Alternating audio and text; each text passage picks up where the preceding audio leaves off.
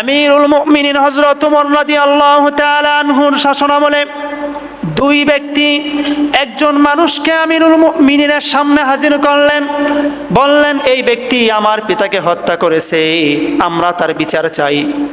হযরত ওমর রাদিয়াল্লাহু তাআলা আনহু বিচারের ময়দানে সামনে নিয়ে আসলেন, বললেন কেন তুমি তার পিতাকে হত্যা করেছো, বলো, ডিটেলস আমাকে বলো।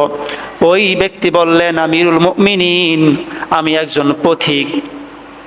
একজন পথিক, আমার একটা উট ছিল, ক্লান্ত শ্রান্ত হয়ে গাছের নিচে আমি বিশ্রামে পড়ে গেলাম, ঘুমিয়ে গেলাম। ঘুম থেকে উঠে দেখে আমার উট নাই, এই একটাই মাত্র আমার সম্পদ, এই উট ছাড়া আমি বাড়িতে পৌঁছাতে পারবো না, না খেয়ে মরুভূমির মাঝখানে আমাকে মরে যেতে হবে। দিক বেদিক ছুটতে লাগলাম, উট না পেয়ে পেরেশান হয়ে দৌড়াতে একটা জমিনের পাশে গিয়ে দাঁড়াইলাম। গিয়ে দেখলাম আমার উটটা মরে সেখানে পড়ে আছে।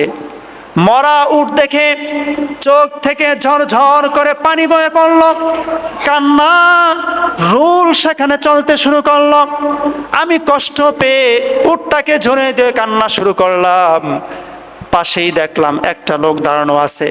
জিজ্ঞেস করলাম, ভাই, এটা হলো আমার উট, এটা ছাড়া আমার কোনো সম্পত্তি নাই, এটা ছাড়া আমি বাড়িতেও যেতে পারবো না, আমার এই উটটাকে কে মেরেছে আপনি জানেন কিনা? ওই লোকটা বলল, আপনার এই উটকে আমি হত্যা করেছি।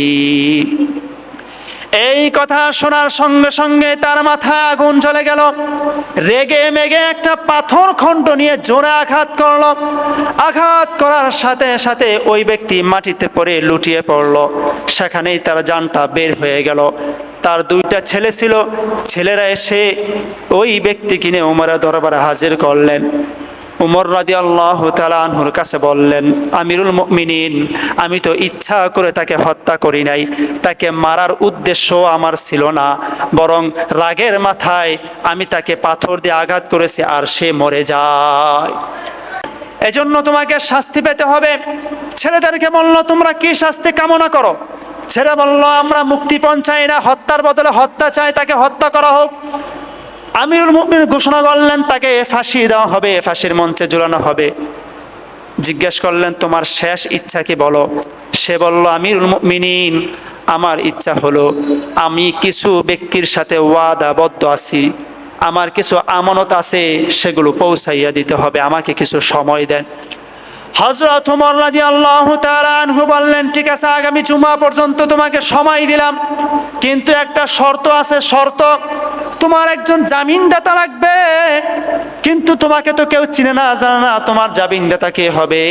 পিছন থেকে হাত তুললেন আবু যর গিফারি রাদিয়াল্লাহু তাআলা আনহু, বললেন, আমিরুল মুমিনিন, এই ব্যক্তির জামিনদাতা আমি হয়ে গেলাম, তার ওয়াদা পালন করার জন্য তাকে আপনি পাঠিয়ে দেন।